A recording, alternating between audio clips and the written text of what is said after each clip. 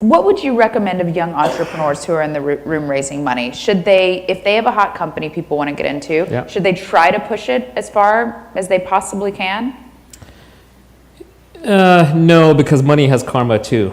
And if you treat it badly, it will treat you badly. The wheel kind of always comes around, I feel. So I think you have to be balanced about it, but if you have a strong hand, then you do deserve a strong outcome. The problem is everything is contextual. It's very hard to sit up here and say always do X, right? By the way, that's what keeps these interviews interesting. If there's one set of right answers, your first guest would answer them all, and this place would be a ghost town.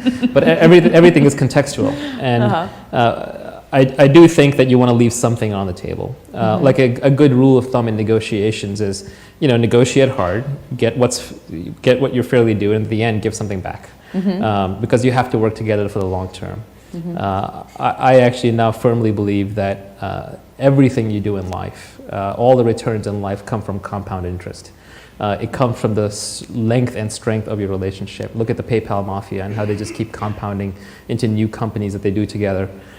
Similarly, in your marriage or relationship, the longer you hold out, the better it gets, right? The longer you survive.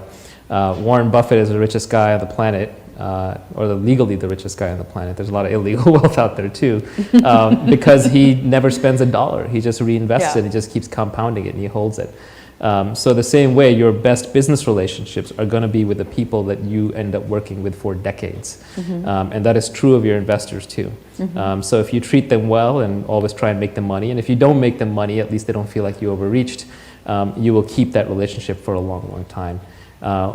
One of the things that I'm now very wary of is people who are over-optimizing for the moment, because they're signaling they're not a long-term player. If they're not a long-term player, you don't want to establish a relationship with them. Do you see a lot of that?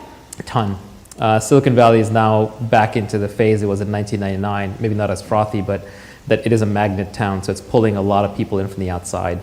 And back to game theory for a second, a lot of virtue comes from the iterated prisoner's dilemma, if you will, which is you're going to be playing that same game with these people over and over and over. So it's in your benefit to cooperate because you know you'll play with them again.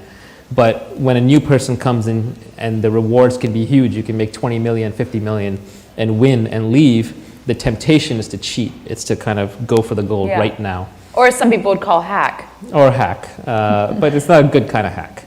And there's a lot more of those people in the ecosystem right now.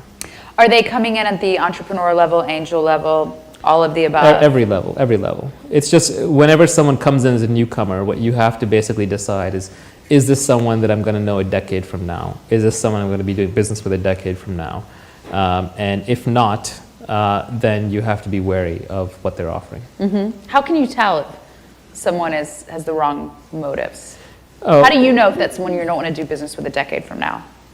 Well, a simple one is, do you like them? If you don't like them as humans, you're not going to associate yourself with them a decade from now. Second one is, do you trust them? And you have to pick that up in little ways, because you won't really know until the money hits the table. That's when you see what everyone's actually made of.